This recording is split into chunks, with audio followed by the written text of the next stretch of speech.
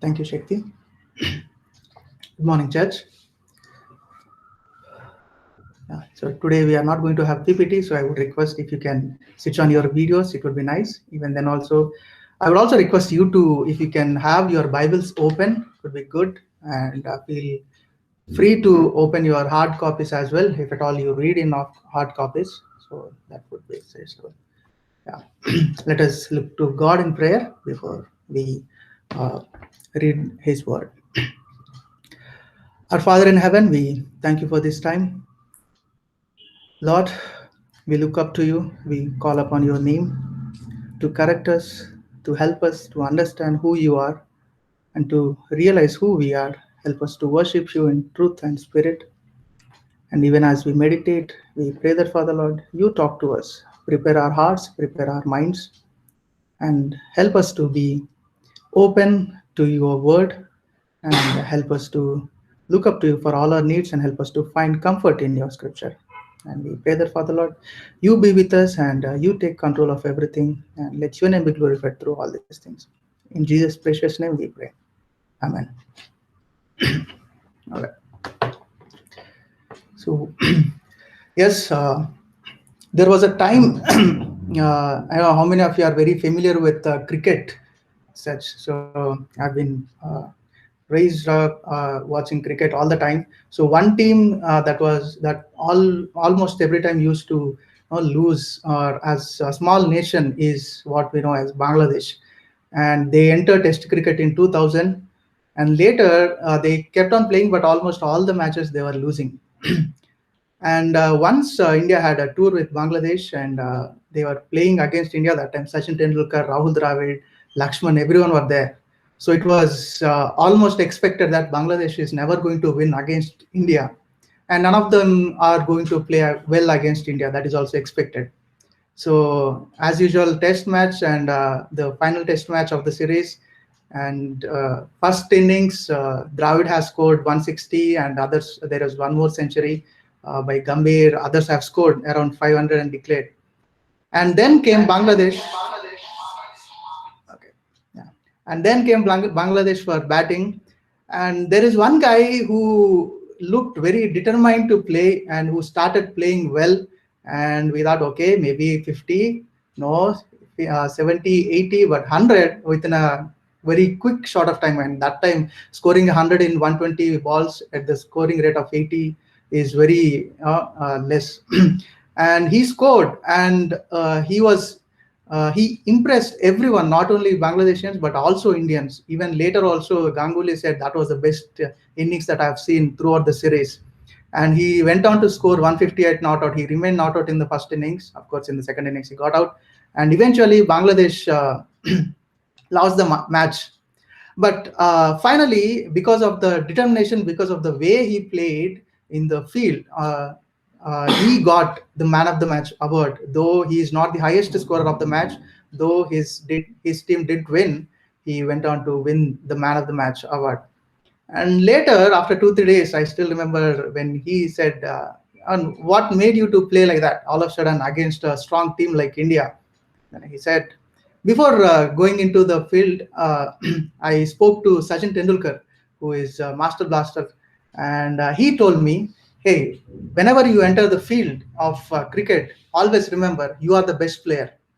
And because of that, I got motivation, and then I entered the field, and then I played, and I felt like this is my day. I'm never gonna lose it. And uh, he was unbeaten till the end of the innings.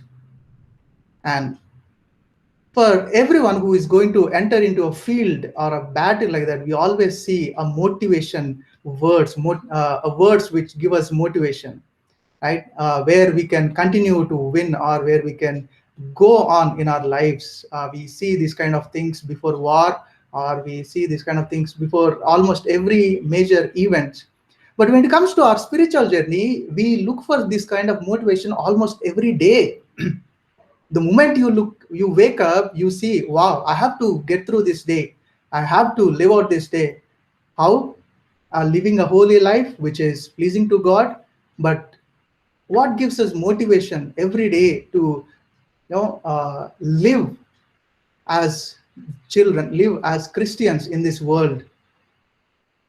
Every day we see, the moment you look at our careers, we really don't know how to face our challenges that are going to come in our career, the challenges that we are facing now. And sometimes we even get distressed enough of living this Christian life. How will I get enough motivation for all these things I am really not able to do? Probably there are other Christians who are very good and they are very strong, they are able to do, but I'm not able to live such kind of life, and I need motivation. Otherwise, I'll just step back and then I'll sit back and then I'll watch the show.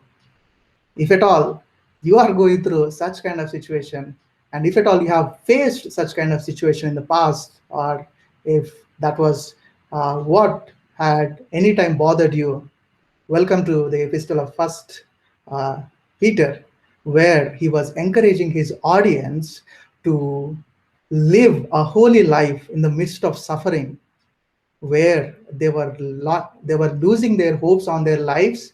They were not able to love their neighbors. They were not able to love their spouses. They were not able to submit to the authorities, and they were completely demotivated.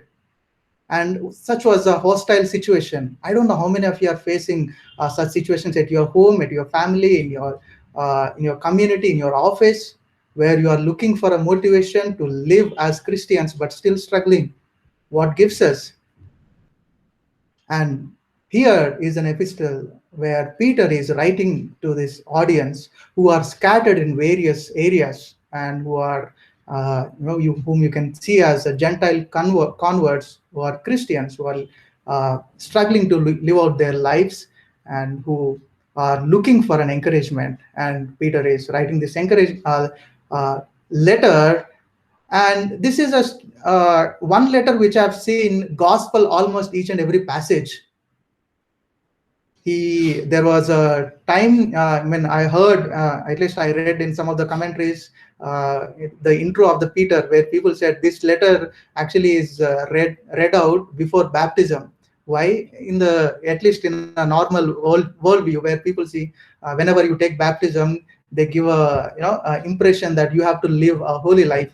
So for that, they live a more of practical life. For that, they quote Peter and say, this is the most practical book to live out. So read this book. And if at all you are having a struggle to how to apply word in my life, Peter is the book for you. And not that other books are not there, but Peter mainly focuses on the application along with a gospel. And you see, Peter actually repeatedly focusing on gospel again and again. He starts with your identity. Hey, you people, you are actually thinking you are aliens in this world. You have nothing. Your citizenship is not on this world. But you know what? You are God's elect. You are God's chosen people. And God has chosen you, not now, not when you accepted, but even before the world was created, even before the creation, God had you in your plan. And it was not by your works. The first 1 to 16 verses cover on gospel, how great the gift of God's salvation is, and what and all God has given us through his son Jesus Christ. And also he started encouraging the kind of struggles that you are going through. Don't think that they have come to put you down. Rather, those are the things which are actually making you more like Christ, which are very encouraging words, of course.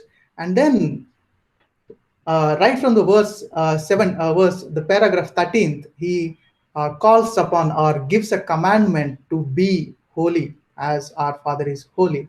And that is what we have seen in the last sermon, where our Father is holy. We have seen that there are positional holiness and how we act progressive holiness. We are holy in Christ, or for what Christ has done.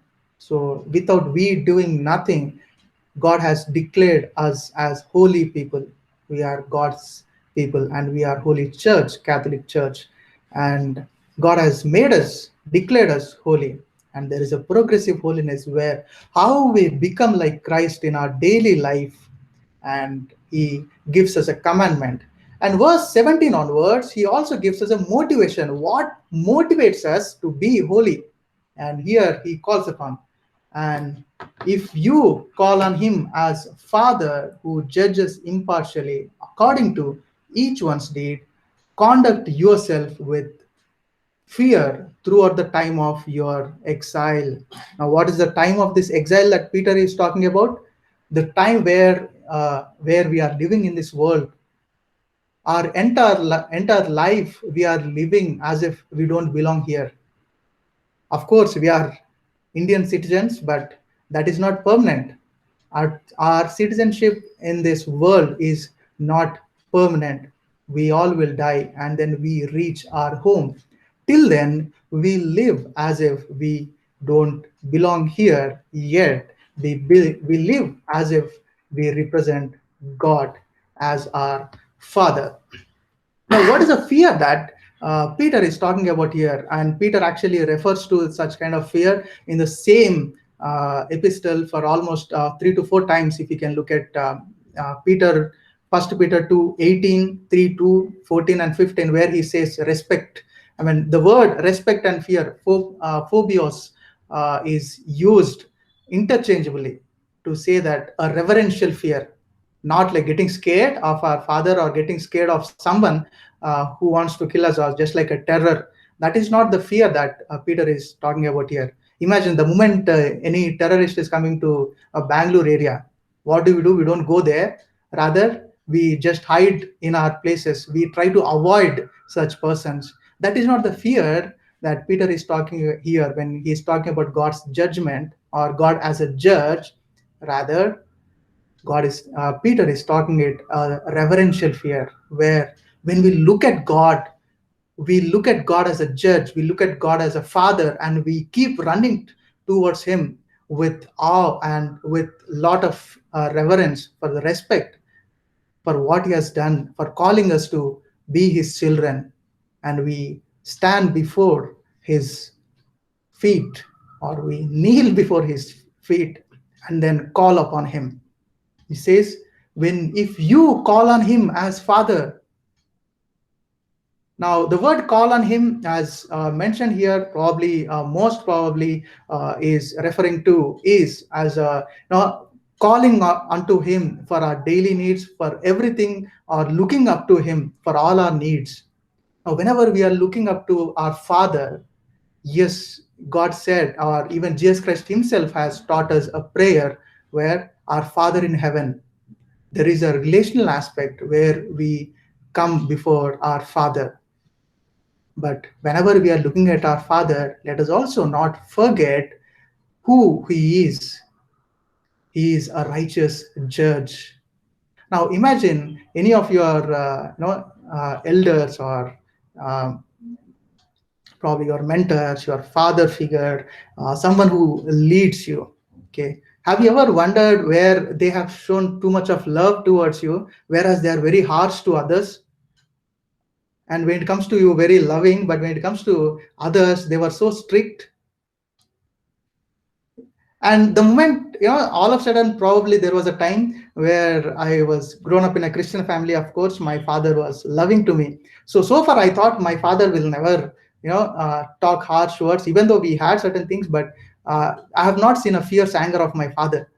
But there was a time, I think somewhere in 10th or 12th, I still remember, when my father got angry, I'm really scared of my father that time, looking at him.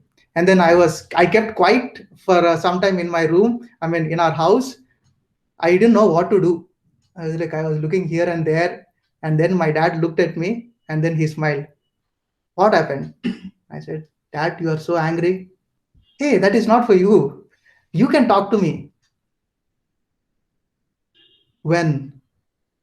And that time I understood, whenever my father is talking to me, not because he could not judge me, not because he does not want to do it, he is capable of talking to me harshly, but yet I had a privilege to call upon him as a father. Now, we were given a privilege to call upon our God as Father. Do we understand what a great privilege it is in Christ? And God is a righteous judge. What is the motivation that we have? The fear of the Lord is the beginning of the wisdom. The fear of the Lord is actually talking about how we follow him. We see even Paul uses the same word, having fear towards him. And we also see that in Proverbs, where the fear of the Lord is the beginning of the wisdom. And Job 28:28 says, fear of the Lord is the wisdom. But how do we fear? What is the motivation? Peter talks about, now God is our judge. The Father is our judge. He is going to judge us, each one according to his deeds. Now we all deserve punishment for what?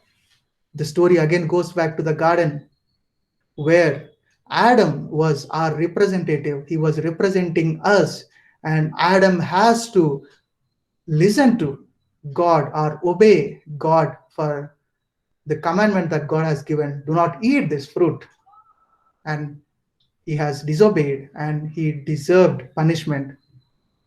But though God said, Adam, the moment you eat, you will die. But one thing that we see in the scripture was he did not die immediately.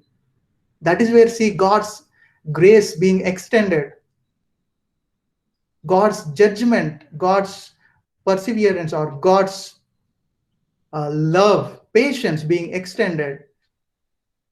And God has revealed his grace. Of course, it was a narrative, it was not a instinctive as such. God had this plan much earlier, but God has shown his grace upon us. And when Adam deserved death for the all the punishments, all the sinful things that he has done, we do deserve the same punishment for all the things that we do. And many times we always look at, when it comes to judgment, the initial presupposition or the initial assumption, the moment we wake up, the moment we see the world, we look at the world as if we are right, the world is wrong. We start talking about people. If this person is not like this person is bad, I am better than him. Though we don't tell it deliberately, intentionally, we can see that that is our intention, to look at people and say, or try to judge them. Let me ask you a question. If at all God comes now and then tells you, hey, tell me one name, whom do you want me to judge? Whose name do we tell? We look at a person who has hurt us most, right? We want this person to face God's wrath, God's judgment. But have you ever wondered that we also deserve the same wrath? We also deserve the same judgment? Do we look at God as a righteous judge? How many times we look at God as a judge and then conduct ourselves? Or are we taking God as lightly? That's okay. We are Christians. Everyone do it. Everyone does the same thing. I'm also doing it. I have my sinful nature. I have everything. How many times when we are repeating our sins, we tend to tell this word to ourselves. It's okay. Everyone does this. Let me do this once again. But when it comes to others, we were like, why this person is doing like this? I'm not able to relate. Well, God is not partial. We are impartial, but whereas God is not. The same kind of judgment, the same kind of measurement that God is going to use for others, He's going to use for us as well. He is an impartial judge who judges everyone according to their each one's deeds. Never ever think your deeds are not counted. Never ever think that God is completely ignoring what we are doing here. And God never shows favoritism. We all have our loved ones, or we all want have our closer circle, right? The moment we whenever there is a party happening or any functions they go, what do? We go with people who are so close to us. And I don't know whether this example really relates or not, but when it comes to any of the meetings, or we went for once we went for IPL match where we were around 10 members, and one of them is my close friend. And then we all have gone to watch the match. And then after going there, I was there at the end because of the rush. And one of my good friend is there in the front line. And then he went there and then he reserved a place for me. Why? We were so close. He want to be with me. He want me to have the best view of the match, or he want to enjoy the fellowship with me. We all have our favorites when it comes to with whom we enjoy.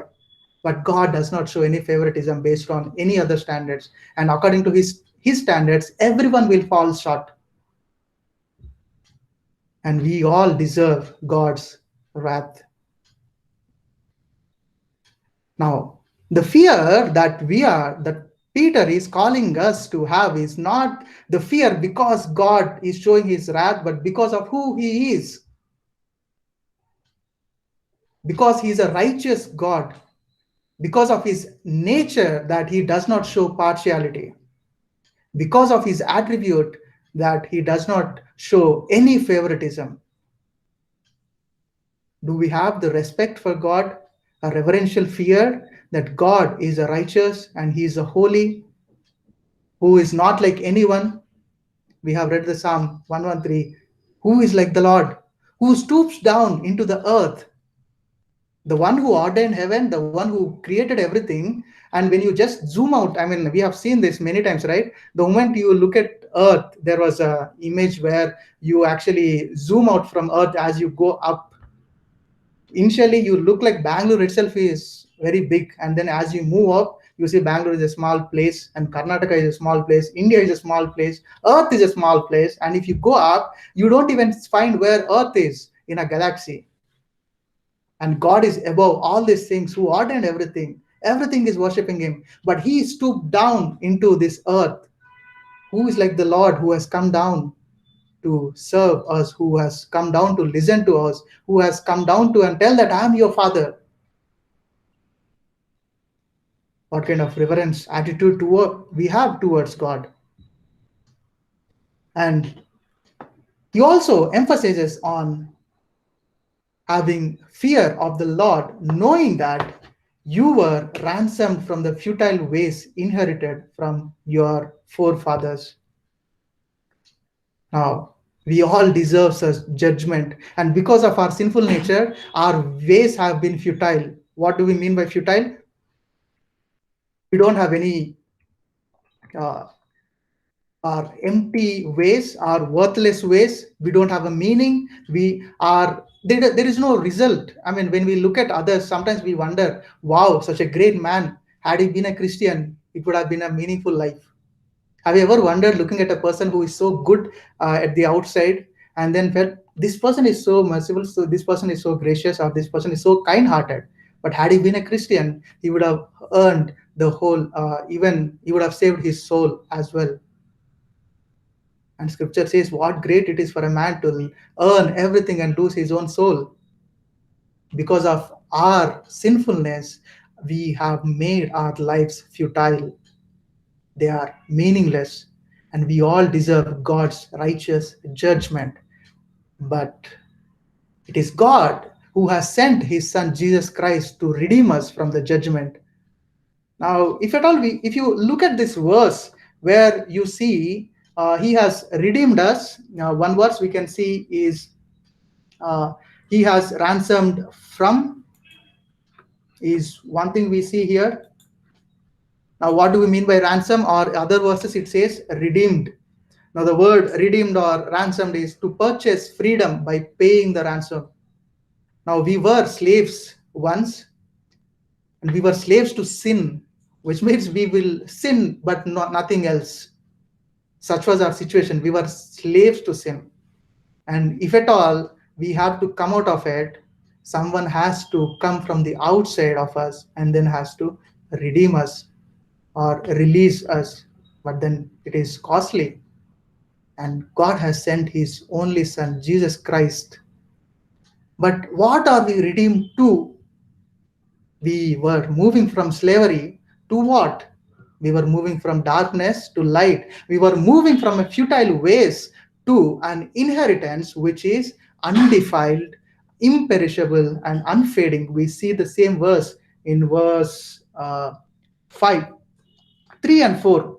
Can someone read the verse 3 and 4?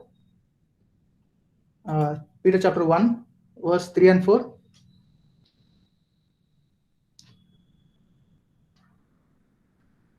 Anybody? Read. Oh, please go on. Blessed be the God and Father of our Lord Jesus Christ. According to his great mercy, he has caused us to be born again to a living hope through the resurrection of Jesus Christ from the dead, to an inheritance that is imperishable, undefiled, and unfading, kept in heaven for you. Yes. Now, in verse 17, that we see that you were ransomed from the futile ways of which is inherited from your forefathers. Who are all this? What is this inheritance from our forefathers? All that we have got from our forefathers, right from Adam, are a futile ways, which are meaningless, which would be completely defiled. Nothing would stand in such life. But Peter has already emphasized on the same thing, that you are caused to be born again to a living hope through the resurrection of Jesus Christ, to an inheritance that is imperishable, undefiled, unfading, and kept in heaven for you. Now, do we see what God, from where God has led us, from to where? Even in the second chapter, Peter, he always says that he has redeemed us from darkness to light. He has redeemed us from futile ways to an inheritance which is unfading. And also he emphasizes on also how he redeemed us by the precious blood of Jesus Christ. Now there was a time where in the same context where people, the slaves, were redeemed by the silver or gold. Someone from their relatives, or maybe they have to pay the price to redeem any of the slaves. If at all someone is having in debt to anyone, and then they have to sell themselves to be a slaves. Probably would have heard this word slaves. Now slaves, they do not have any authority over anything, and they have to listen to everything, and they don't have freedom. Now it is Christ who made us free, but at what cost? Not with the perishable things like silver or gold, but by the precious blood of Jesus Christ. What does blood refer to? God's judgment, to an extent of shedding blood of Christ. Now, what kind of fear that we have for God giving us his own son, God judging his own son on behalf of us. Do you know that it is because of we should be there, you should be there on the cross, but instead it is Christ who is blameless has died on the cross. And there is also a warning. I mean, I have read, I don't know the author, I don't remember the author, but he says about, he quotes, if God has not left his own son on the cross, do you think he's going to leave you? He's not going to look to your sins, and he's not going to judge you? If at all you are still thinking that I don't need to repent, I don't need to ask for forgiveness, God is not going to leave. He is a righteous judge. He is not going to leave out any of, or he is not going to be a partial in any sense. How many times have we repented of our sins? How many times have we understood what Christ has done? In our daily lives, whenever we see someone doing something for us, we feel very happy, right? Wow, this person has done so many things for me, because of our relationship, or because of and there are many people actually who does good things because we do something for them. I mean, many of my friends have helped me when I was in need. There are times where my friends have helped me with money, or it's vice versa, or they have helped me in shifting houses. We have helped each other in many ways in terms of emotional support, all the supports. Why they have done? Because at one point of time, probably I would have done same thing to them. It is all mutual understanding, mutual exchange. When we help others, when someone does anything to us. But Christ, knowing that we don't deserve anything, has died on behalf of us, and he has taken our judgment. This is not in exchange of anything, but out of his grace, and we can never pay it back. It is by pure grace that he has redeemed us. And this is a call, if at all we are still trying to be unrepentant of our sins. Do not think that your sin is small. It all depends on, it is not about the sin that we do, but it is against whom we are doing it. Now, the moment, even if you call on prime minister of a nation, a small word also, it becomes a very big offense. But the same word, if you are using against a normal person, then they might take it lightly. You can call your friends idiot, but you cannot call someone who is a higher official as an idiot. Then they get offense. Why? Because their status, because of who they are. Now, the word act in itself is not going to give us the impact, but against whom we are doing it. Be it a small lie that we are talking about, or which looks like a small thing, be it a disobedience that we are having, a small disobedience or small laziness or whatever you call as a small thing, is not small when it is committed against holy God. And it costed a precious blood of Christ for us to be redeemed. What is the fear that we have? How do we look at God? Are we called, or are we encouraged, motivated to follow such God who redeemed us? And there is a fear of God that Peter is encouraging us, looking at what Christ has done and how God has given us hope in his son Jesus Christ. Now, don't think that such hope is actually an accident. Your salvation is not an accident. He was foreknown, God knows him, and he was made manifest in the last times for the sake of you. He did not enter at the time of 2000 years back. He made manifest, which means he was pre-existed. He was already there. He did not become new as such. He was already there, and he made himself manifest to us, and he revealed himself to us for our sake. And in him, God has given us hope. In him, God has given us faith. And through him, he has saved us. Now, many times we look at all these things. Wow, God is great. I know God is good. God is a good teacher. God is good in his attribute. But many times we fail to follow him. Why? Because our hope is somewhere else. We hope that things would be better when I stay with so and so person. And sometimes we hope in our possessions. Sometimes we have our hope and faith in what we have, in our money. If I get job, I would be happy. If I get so and so, I would be happy. If I am there in so and so church, I would be happy. We all know that there is a rich young ruler who is there in Luke chapter 18. We will see them there, where there is a rich young ruler who come running towards Jesus Christ, saying that, good teacher, what shall I do to inherit eternal life? And God says, why do you call me good? No one is good except God alone. And of course, he has some idea who God is. I know you, God. I know you, Jesus. You can tell me, but what can I do? Now, he has the knowledge of who Christ is, but he does not want to follow God. God says, why are you asking me? Just follow all the commandments. Of course, I know all these commandments I've been following. Oh, is it? But you still lack one thing. Leave everything and then follow me. And then it says, he became very sad, for he was extremely rich. Now, many times when we look at the word, when we approach his word, we just want an opinion. What the scripture says, I wanted to know.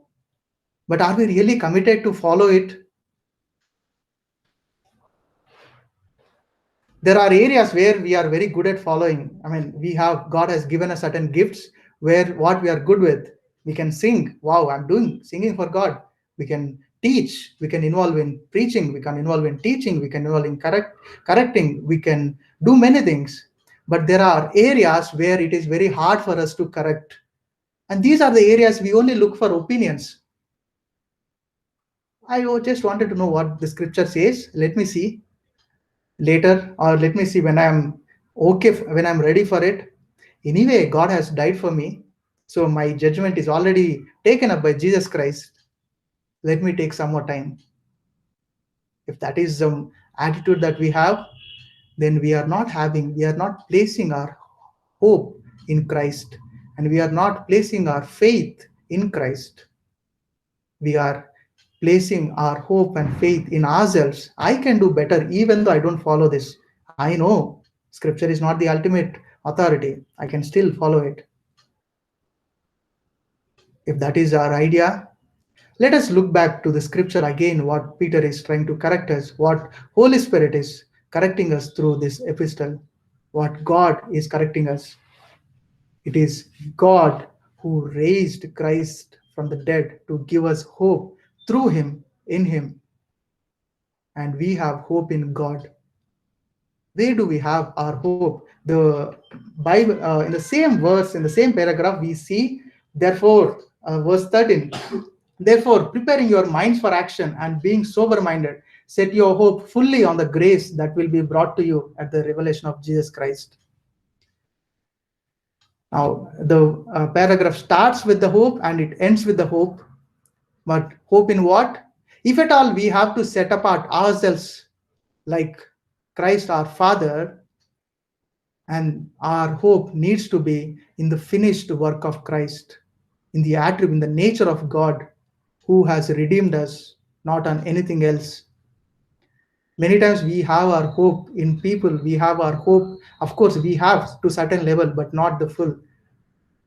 Your friends will not be able to satisfy your needs. Your parents will not be able to satisfy your needs. Not even your spouses wouldn't be able to satisfy all your needs. It is only God who can satisfy all your needs. Unless you fix your hope, unless you find comfort in Christ, we won't be able to find reconcile with any person in this world. Now, what are we struggling with here? Are we struggling to talk to? Are we struggling to forgive? Are we still having any anger towards anyone for all the things that happened? Are we able to love our neighbors? Are we showing partiality? If you're doing all these things, probably our hope is not in Christ. We have not realized who we are in Christ. We all have our sinful natures, yet we have to beat ourselves and find our hope in Christ. And if at all you are struggling, if at all you are being corrected every time by the Holy Spirit, remember that is a good sign. Remember, you are going in the right direction. Continue to strive towards it. It is God who is correcting you. It is God who is talking to us. And it is God who is always reminding us that we are, or you are his son or daughter. He is the one, a righteous judge who made us holy. And he is the one who sent his son Jesus Christ to die on behalf of us, to take God's wrath on cross, who redeemed us from futile ways to an inheritance which is undefiled, which can never be taken away by any person in this world. There are people who can take away our peace in this world. There are people who can disturb, but the peace that God gives us will never be disturbed by anyone and by anything. And we are called to have our hope in God, which would lead us to live like him. And that would give us the hope or give us the motivation to conduct our lives in all the areas of our lives. To conduct our lives as an individual, as a family member, as a church member, in society, as a husband or wife, as a pastor, as an elder, as a fellow believer, as a brother, as a sister, as a son and as a daughter. What is our conduct which reflects God's holiness? We all know that, but how do we get that? Only when we look at what God has done, how God has made us holy. Let us look at what we have done in the past. Are we being partial? Are we only looking down others and not at all realizing what we have done in our lives? How many times we have ignored our sins? Yet, the scripture reminds us that God has judged us in Christ and He made us His children. And God has redeemed us from the futile ways of this world. Let us not live like those who do not have the gospel. Let us not live like as if we are not His children. Rather, we are here in this world, which is not us, but we are here representing Christ. We are representing God as our Father. And let us look up to God wherever we are weak, wherever we are struggling, wherever we are not able to accept our mistakes, wherever we are not able to overcome our sins. What are the areas that we have? God has promised us that He would be with us. We have hope in Him and He would give us strength. Let us look up to God for all the things that He has done in His Son, Jesus Christ. Let us pray.